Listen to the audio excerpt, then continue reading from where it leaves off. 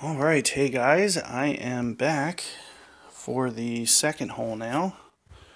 I am setting up my bag here, and I do believe that this is the one with the tight green. Now what I'm going to do for this, since it has so much power, I'm going to keep my Guardian on, but I'm going to lower my ball. I don't feel like I'm going to need a navigator. So what my goal is for this one is to kind of go at it with a marlin, and what I'm assuming will be good enough. Now, one of the things that I do want to mention for you guys is be aware that the tiebreaker rules changed. So if you get a whole bunch of eagles or albatrosses or hole-in-ones and you tie a lot of guys, you're going to be at the top of the leader in this first opening day. So that's something to consider for both reasons. If you want a great tiebreaker to potentially win down the road, then you want to be making those shots. At the same time, if you're like me and I'm a little hesitant, like I might get a hole-in-one, I might get an albatross, but then I'm just trying to practice today because, well, I need, first off, I'm not going to play rookie. I'm going to be in expert master division, and I'll have those guides up for you guys tomorrow. But let's take a look at this shot. You can see that the way that I like to play this is just kind of, it looks like I'm kind of mid-club. I like to play it off this fairway, just kind of rolling towards the hole. I like to take just enough of the backspin off to where it still tiny bit rolls out for you.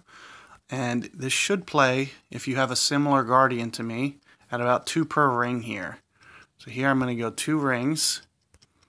I'm going to ever so slightly counter it just to kind of straighten out the line. And see if I can't get this going somewhere. Yeah, and see, that's what I was mentioning about how it's rolling out. I try to keep a lot of that on to where it'll still roll out a couple yards, like a yard or 2. And there you're seeing it just ever so slightly kind of stop a little bit early. So you might just want to back off the backspin just a little bit. I think I was kind of 4.5, 5 there, where 3.5, 4 might be perfect. But you don't want to take off too much where you're landing on the front of that fairway. So you want to protect against that. You want to hit more of the mid fairway just in case you're not on your perfect ball game or whatever. Then you want to make sure that you have that safety net, that you're still landing on the fairway. So try not to get too aggressive with that hole. And here we're going to see a nice little preview to this hole. Now, first off, I want to see where I am. So I'm right towards max club here. I do believe right around 2.5 backspin is what I like to use. And I like to do this skip shot here. So see how I'm bumping it into this fringe? This is the shot that I really, really like. And at max club, I forget what my accuracy, I'm going to have to double check this before we play it. I forget what my accuracy number is on this backbone off the top of my head. I just pulled it anyway, so. But the pull shouldn't be the problem. As you see, it just kind of funnels down there. It gives you a nice chance at the hole-in-one, especially the more accurate your backbone gets. Like I said, you see my bag, it's a little bit weak right now, so it's not necessarily the best bag. And you see B52 is kind of the same way.